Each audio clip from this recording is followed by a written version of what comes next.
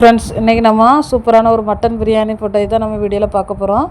Mutton பிரியாணிக்கு காலையிலே mutton எடுத்து வந்து மட்டன்லாம் கழுவி எடுத்து ரெடி பண்ணியாச்சு. முள்ளும் கறியுமா சேர்ந்து மட்டன் எடுத்து எல்லாத்தையும் கட் பண்ணி நல்லா நீட்டாக கழுவி ரெடி பண்ணியாச்சு. இப்போ அதில் வந்து நம்ம மசாலாராய் வச்சுட்டு மீதி உள்ள எல்லா வேலையும் நம்ம பார்க்கும்போது நல்லா ஊறி டேஸ்ட்டும் சூப்பராக இருக்கும். அதனால் கறியில் வந்து ஒரு எலுமிச்சைப்பழம் ஃபுல்லாக ஊற்றிருக்கேன். லெமன் ஊற்றுறது வந்து ரொம்ப ஜீரணம் ஆகும். அதே மாதிரி வந்து கறியும் சீக்கிரம் வெந்துடும். அதனால் வந்து லெமன் வந்து ஒரு லெமனையும் புளிஞ்சு ஊற்றி அது கூட ஒரு 2 ஸ்பூன் இஞ்சி பூண்டு விழுது, ஒரு அரை ஸ்பூன் மஞ்சள் பொடி, 1 ஸ்பூன் வத்தல் பொடி, 1 ஸ்பூன் மட்டன் மசாலா, அது போக கொஞ்சமாக வந்து எண்ணெய், தயிர், தேவையான உப்பையும் போட்டு நல்லா கையால் பிணைஞ்சி விட்டுக்கணும். கையால் எதுக்கு பிணையிறதுனா, நம்ம கையால் பிணையும் போது தான் அந்த மசாலா வந்து அந்த முள் கறி எல்லாத்துலேயுமே வந்து நமக்கு சேரும். அந்த பீசஸ் எல்லாமே நல்ல இந்த மசாலா ஒட்டுற மாதிரி நல்ல கையால் பிணைஞ்சிக்கிடுங்க. முள்ளெல்லாம் இருந்தாலுமே அந்த முள்ளெல்லாம் பிடிக்கும்போது டேஸ்ட்டு சூப்பராக இருக்கும்.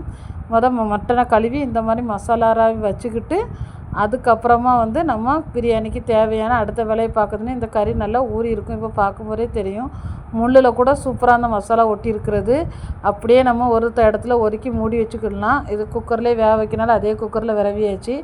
1 கிலோ ஜீரக சம்பா அரிசியில் தான் இன்றைக்கி பிரியாணி செய்கிறது. அதனால் 1 கிலோ பல்லாரி, 1 கிலோ தக்காளி, லெமனு, அது கூட 3 பச்சை மிளகா, மல்லி புதினா எல்லாம் கட் பண்ணி ரெடியாக வச்சாச்சு.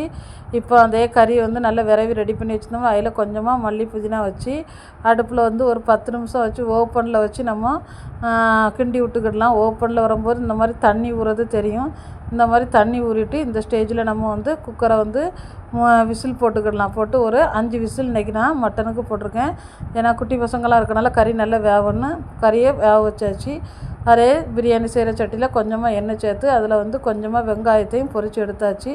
அதுக்கப்புறம் வெட்டி வச்சுருந்த பச்சை மிளகாயை அதில் வந்து போட்டிருக்கேன். 1 கிலோ அரிசிக்கு வந்து நீங்கள் 5 பச்சை மிளகா போடணும். ஆனால் நான் காரம் கம்மியாக வேணும்னு 3 பச்சை மிளகா போட்டிருக்கேன். கூட கொஞ்சம் நெய்யையும் ஊற்றி கொஞ்சம் பச்சை மிளகாயும் போட்டு பச்சை மிளகும் நல்லா பொரியணும். அப்போ தான் அந்த ஃப்ளேவர் வந்து சூப்பராக இருக்கும் கறியில் இறங்கும்போது.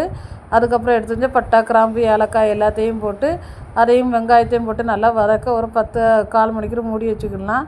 அந்த கேப்லேயே நம்ம பிரியாணிக்கு தேவையான அரிசியை ஊற வச்சிடலாம். 1க்கு 1.5 தண்ணி வைக்கணும். பிரியாணி மசாலாவுமே வறுக்கிறதுக்கு ரெடி பண்ணி எடுத்தாச்சு. அங்கே வந்து அரிசியெல்லாம் கழுவி எடுத்து முடியும் போது நம்ம இங்கே வெங்காயம் வதங்கினோடனே தக்காளியை போட்டு தக்காளி நல்லா வதங்கின பிறகு அந்த ஆல்ரெடி கறிக்கு நம்ம உப்பு போட்டனால இந்த பிரியாணி சோத்துக்கு தேவையான உப்பையும் போட்டு இஞ்சி பூண்டு அது கூட வந்து இன்னும் ஒரு அரை மூடி லெமனையும் ஊற்றி கொஞ்சமாக தயிரும் சேர்த்து இன்னும் கொஞ்சம் நல்லா பிசைஞ்சு விட்டுக்கிடலாம். நல்லா கிண்டி விடும்போது வந்து நல்லா அந்த வெங்காயம் எல்லாமே சேர்ந்து நல்லா அழகாட்டு வந்துடும். அதுக்கப்புறமா தயிர் உள்ளி ரெடி பண்ணிகிட்டு இருந்தேன். தயிர் உள்ளிக்கு வெங்காயம், தக்காளி எல்லாம் வெட்டி வச்சுருந்தேன். அது கூட தயிரையும் ஊற்றிக்கிடலாம். இங்கே கிரேவி எல்லாம் ரெடியானோன்னா கொஞ்சமாக மல்லி புதினா மேலே போட்டு அதையுமே வந்து நல்லா கிண்டி விட்டாச்சு. மட்டன் பீசஸ்லாம் சூப்பராக எலும்பு வேறு தனியாக வரையாமல் நல்லா வெந்துட்டு இந்த ஸ்டேஜில் நம்ம அந்த கிரேவியோடு இந்த மட்டனை போட்டு நல்லா மிக்ஸ் பண்ணி கிண்டி விட்டுக்கிடலாம். நல்லா மிக்ஸ் ஆகி இந்த மட்டனும் அந்த கிரேவி குழம்பு எல்லாம் சேர்ந்து நல்லா கொதிக்கணும். தண்ணி ஊற்றல, இனிமேல் தான் தண்ணி ஊற்ற. இது நல்லா அந்த கொதிக்கணும். கொதித்த பிறகு ஆல்ரெடி நீங்கள் ஒரு பாத்திரத்தில் அரிசி அளந்து எடுத்துக்கிடுங்க. ஜீரக சம்பா வந்து 1க்கு 1.5 தண்ணி தான். இந்த குழம்புல வேற கொஞ்சம் தண்ணி இருக்கும். அதனால் 1க்கு 1.5 தண்ணி எடுத்து அதை கொதிக்க வச்சாச்சு. தயிர் சம்பில் அரைச்சி ரெடி பண்ணியாச்சு. வறுத்து வச்ச மசாலாவும் பொடி பண்ணி ரெடி பண்ணியாச்சு பிரியாணிக்கு. இப்போ வந்து தண்ணி நல்லா கொதிக்கணும். ஒரு 1/4 மணிக்கூர் கொதிக்கணும். நல்ல ஹை ஃப்ளேமில் வச்சு கொதிக்க வைக்கணும். அப்போ தான் அந்த கறியில் உள்ள அந்த சாறு, மசாலா, கொழுப்பு எல்லாமே அதில் இறங்கும்.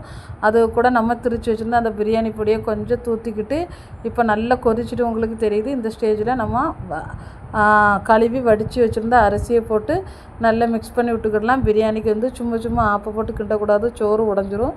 அதனால் நல்லா மிக்ஸ் பண்ணி மூடி வச்சாச்சு. கொதித்த பிறகு இன்னும் ஒரு அரை லெமன் ஊற்றுறேன். இது வந்து சோறு வந்து கெட்டு போகாது. அதே மாதிரி வந்து சோறு ஒத்தையாக இருக்கும். பிரியாணிக்கு நம்ம லெமன் வந்து கொஞ்சம் கூட சேர்க்கையில் தப்பு இல்லை. சாப்பிடும்போது ஜீரண சக்தி நல்லாயிருக்கும் சாப்பாட்டுக்கு. இப்போ வந்து தண்ணி நல்லா பிரியாணியில் வற்றிட்டு இதுக்கு மேலே நம்ம வந்து அடுப்பில் போட்டோன்னா பிரியாணி கீழே பிடிச்சிரும்.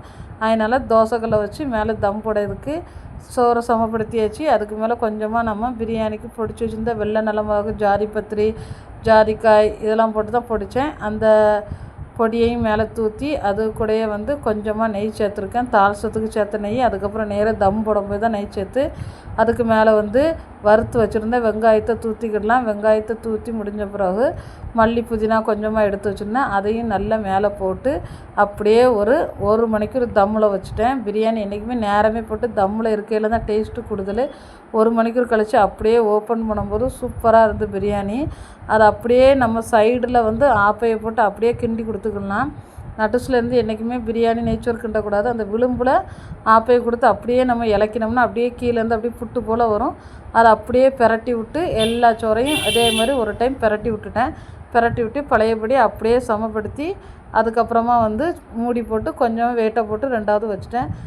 சாப்பிடும்போது அப்படியே எடுத்து வெட்டி விட்டு எடுத்தனா அந்த மட்டன் பீசஸ் எல்லாமே வந்து சூப்பராக வெந்திருந்து தம்மில் போட்டு சோறுமே கரெக்டான பக்குவத்தில் தண்ணி ஒன்றும் இல்லாமல் ஒத்தையாக சூப்பராக இருந்து சோறு தயிர் சம்பல் தான் இன்றைக்கி மட்டன் பிரியாணி சரியான டேஸ்ட்டு. இன்றைக்கி அழகாக அப்படியே எடுத்து தட்டில் வச்சு சாப்பிடும்போது அந்த மட்டன் பீஸ்லாம் அழகாக வெந்து சூப்பராக இருந்து. ஃப்ரெண்ட்ஸ், உங்களுக்கு நம்ம போடுற வீடியோ பிடிச்சிருந்தா லைக் பண்ணுங்கள், ஷேர் பண்ணுங்கள், கமெண்ட் பண்ணுங்கள், நம்ம சேனலை சப்ஸ்கிரைப் பண்ணுங்கள். இது போல் சூப்பர் வீடியோவில் பார்க்கலாம். பாய்.